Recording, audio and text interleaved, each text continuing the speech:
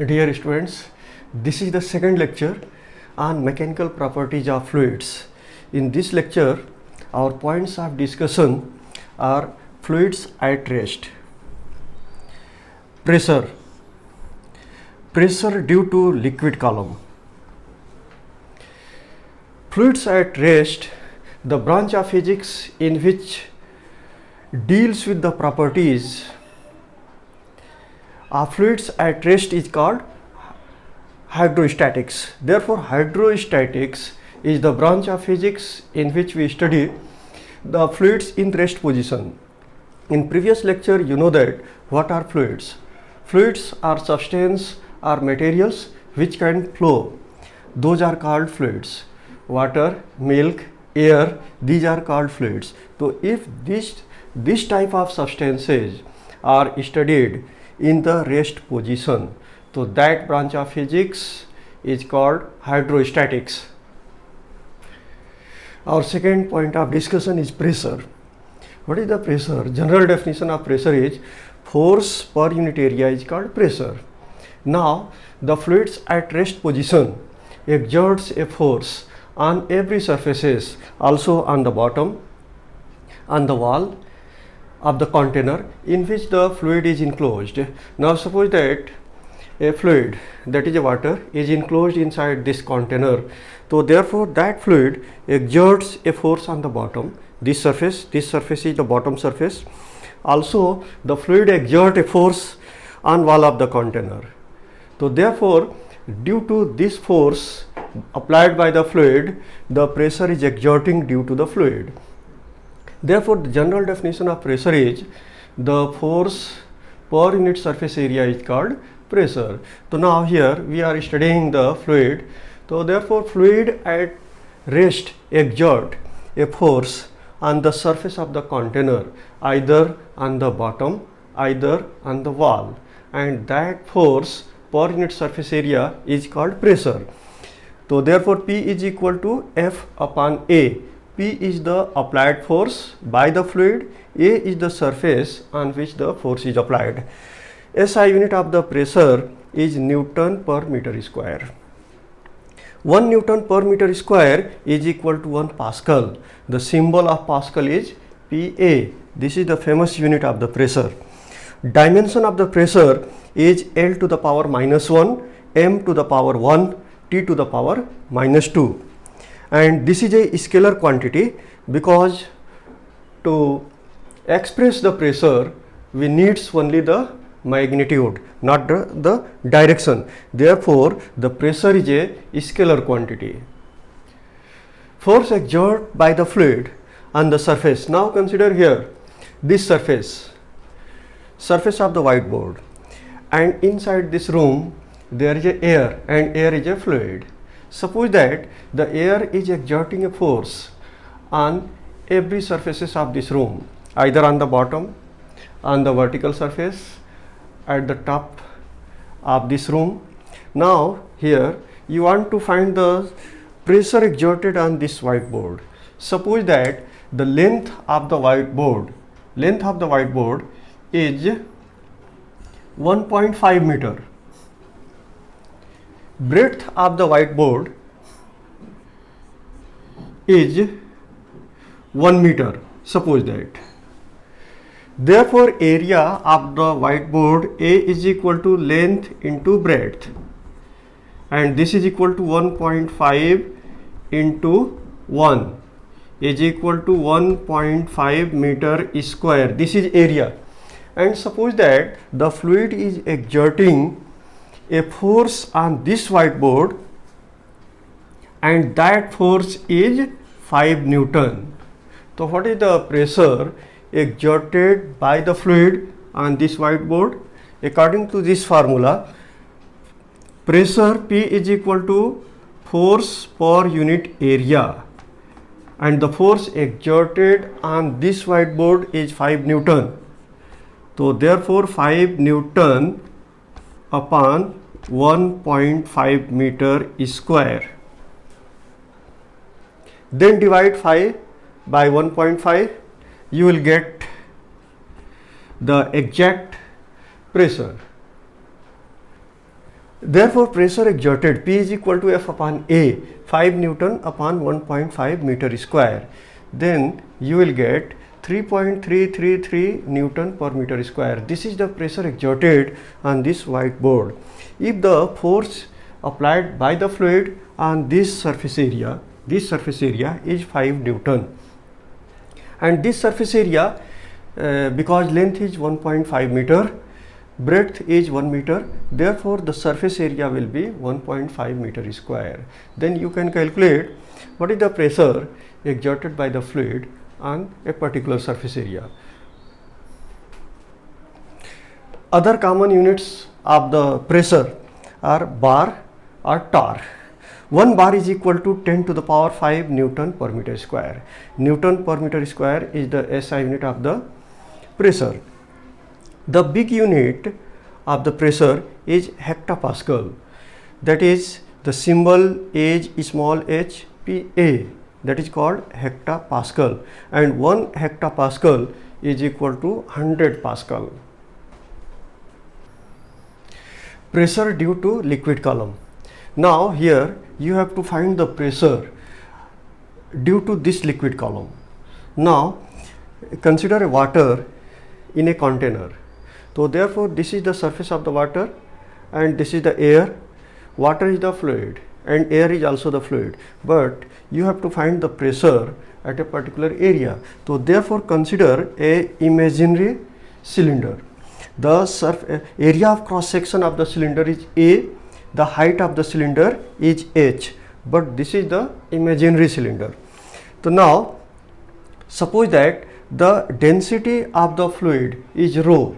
So therefore how much fluid is inside this imaginary cylinder?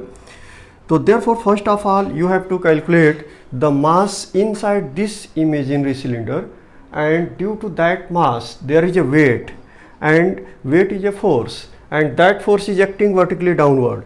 So therefore the force F due to this mass of the fluid acting perpendicular on this surface area A. So first of all you have to calculate the mass of the fluid inside this imaginary cylinder.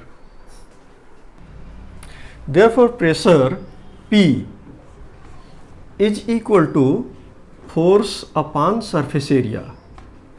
Which force?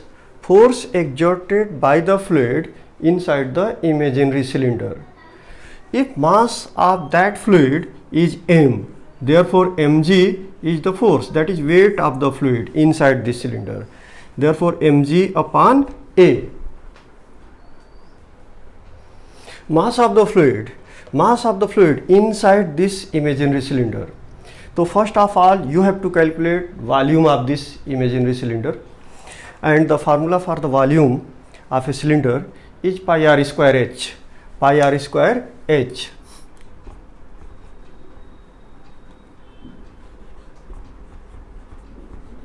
Where pi r square is the area of cross section. Here the area of cross section is A, and h, this is height of the cylinder. Therefore AH will be the volume of this cylinder. So therefore the fluid which is inside this cylinder having the volume AH. Therefore according to formula of the density, mass per unit volume is called density. Therefore mass is equal to volume into density, and volume of the fluid inside this cylinder is AH, and density of the fluid is rho. Therefore mass of the fluid inside this imaginary cylinder is equal to AH into rho. Therefore the pressure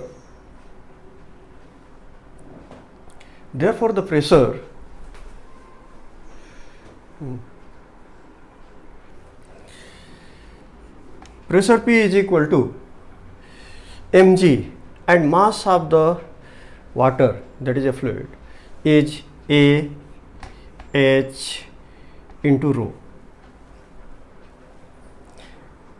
into G upon A. Therefore this is equal to H rho into G. What is H?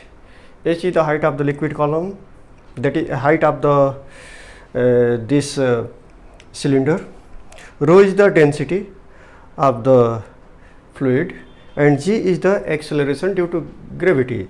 Thus the pressure P due to liquid of density rho at rest and depth h can be calculated by this formula. The pressure P is equal to h rho g. Now next point of discussion is the atmospheric pressure. What is the atmospheric pressure? This consists of two words, atmosphere and pressure. Now you know that Earth is a spherical, and in the surrounding of the Earth there are different gases, mixture of gases, that is air. This air exerts a force on the surface of the Earth. These gases exerts a force, and the force acting per unit surface area is called atmospheric pressure. Now the height about 8 kilometer, so that the height of air column producing atmospheric pressure. Atmosphere earth के surrounding में जो भी gases हैं उनको atmosphere कहते हैं, और वह एटमॉस्फेयर एक प्रेशर एग्जर्ट करता है, फोर्स एग्जर्ट करता है, downward force, and force acting per unit surface area is called pressure. So therefore when we move in upward direction by increasing the height, the atmospheric pressure goes on decreasing, reducing, so that the height of air column producing atmospheric pressure at sea level can be taken to be 8 kilometer. The region where the pressure is less than the atmospheric pressure is called vacuum. Perfect or absolute vacuum is that when there is no matter, there is no atom, there is no molecules present inside that, so therefore that is called vacuum. मतलब vacuum वह है जहाँ पे pressure atmospheric pressure से बहुत कम होता है, जहाँ पे मैटर प्रेजेंट नहीं है, एटम्स नहीं है, मॉलिक्यूल्स नहीं है. तो therefore the region where gas pressure is less than the atmospheric pressure is called vacuum, and perfect और absolute vacuum is when no matter, that is no atoms, no molecules present. Now consider water in a container and consider imaginary cylinder. The surface area base of this imaginary cylinder is A. Now consider 2 points. This is x1 and this is x2. x1 is the height measured from a point of reference. So consider the point of reference anywhere. So therefore from that point of reference, this is x1 is to be measured, and this x2 is measured from the same point of reference. This is x2. Therefore, what is height of this imaginary cylinder? Height of this imaginary cylinder will be x1 minus x2, because x1 is greater than x2. x1 is greater than x2. Therefore, height of this imaginary cylinder will be x1 minus x2. And F1 is the force applied by that water, that fluid which is above this surface, top surface. मतलब top surface के ऊपर जो fluid है, जो water है, वह force exert करेगा इस सरफेस एरिया के ऊपर, और वह फोर्स है F1. इसी तरह से जो बॉटम सरफेस के नीचे का फ्लूइड है, वाटर है, वह वाटर इस सरफेस एरिया मतलब बॉटम सरफेस एरिया पे जो फोर्स एक्सर्ट करेगा, that force is F2.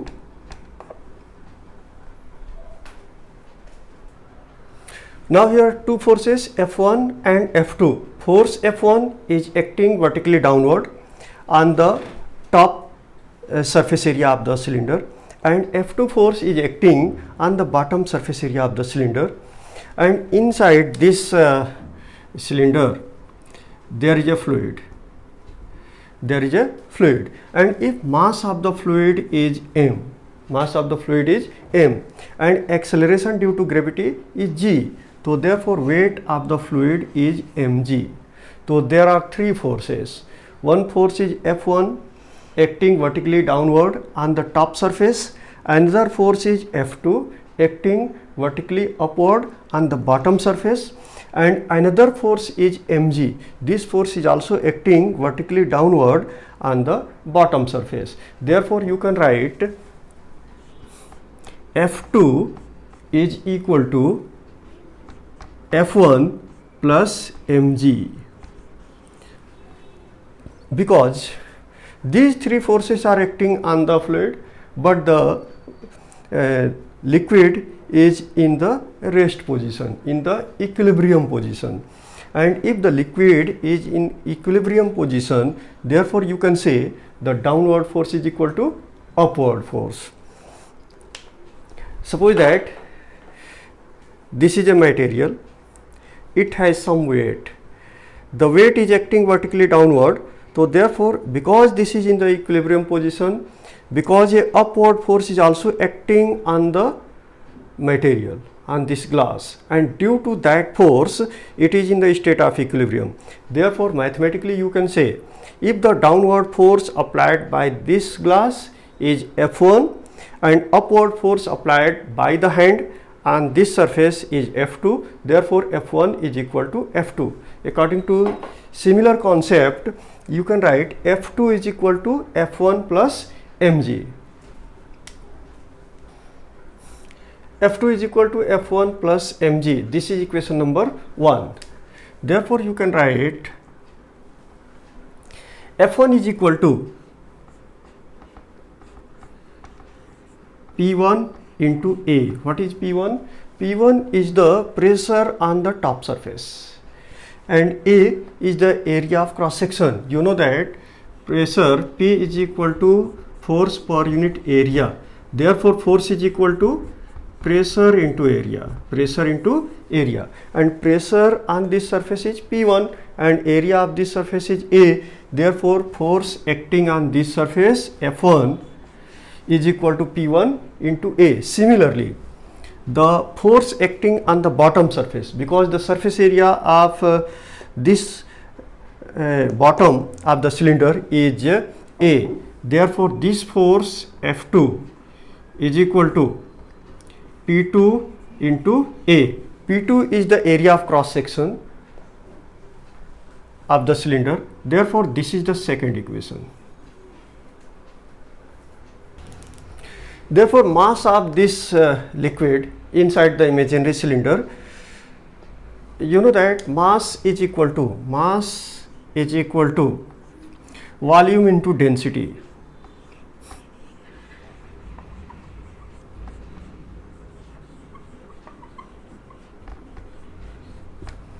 Mass inside this cylinder, mass of the water inside this cylinder is equal to volume of this cylinder into density of the water.